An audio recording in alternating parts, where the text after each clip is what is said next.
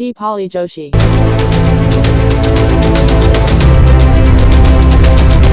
Hello friends, welcome to our channel. જય શ્રી કૃષ્ણ, જય દ્વારકાધીશ. કેમ છો બધા? મજામાં ને? ગુડ ઇવનિંગ બધાને. તો જો અત્યારે વાગી ગયા છે 6:30 અને હવે રસોઈનો ટાઈમ પણ થઈ ગયો છે અને બસ આજે તો 6:30 થઈ ગયા છે તો હવે પૂજા કરવાની છે. તો પપ્પા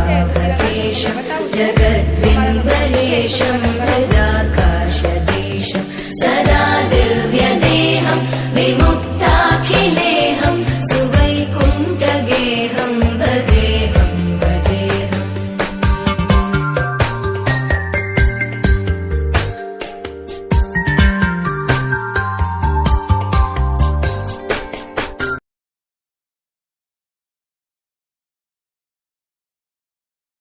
તો કહીશ પપ્પા અહીંયા ધૂપ દીવા કરી રહ્યા છે અને હું બસ ફ્રી થઈ ગઈ છું. તો હવે મારે રસોઈ કરીને બાકી છે એ કરીશ, પણ પહેલાં તો લાગી ગઈ છે ભૂખ. અને ચાલો થોડોક નાસ્તો કરવાનું મન થાય છે, થોડોક નાસ્તો કરી લઉં.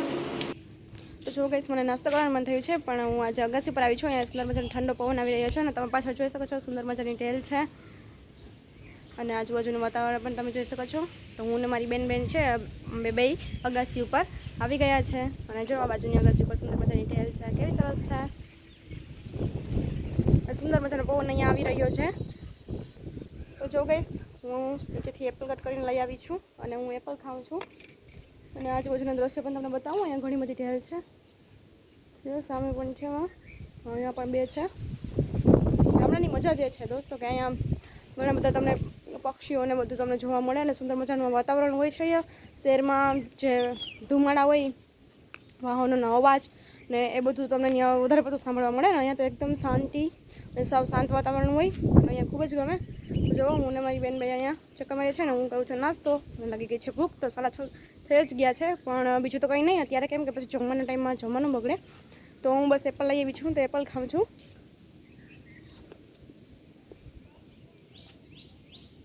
અને તમને આજુબાજુના દ્રશ્ય પણ બતાવું. તો જો કહીશ અહીંયા પણ ઢેલ છે અને એક અહીંયા બેઠી છે, બીજી અહીંયા છે. બહુ એને નજીક નહીં જવાનું, કેમ કે નજીક છે તો એ દૂર વહી જાય.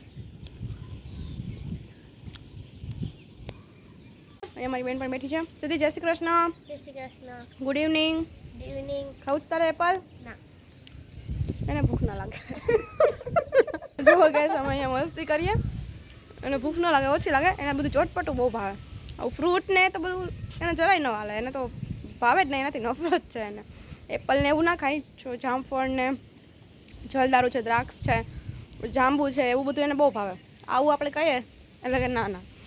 બાકી હમણાં જો તમે આપો પાઉંભાજી ને પકોડા ને તો એ ફટાફટ ખાઈ જાય.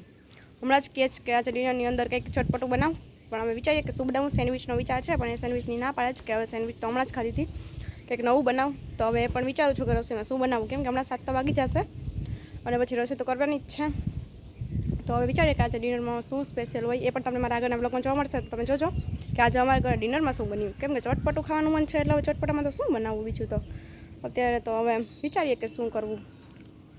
તો બસ આવા જ અવનવા બ્લોગ તમને મારી ચેનલ પર જોવા મળશે. તો આવા અવનવા બ્લોગ જોવા માટે મારી યુટ્યુબ ચેનલને લાઈક કરજો, શેર કરજો અને સબસ્ક્રાઈબ કરજો. Thank you, bye bye. મળીએ નેક્સ્ટ બ્લોગમાં.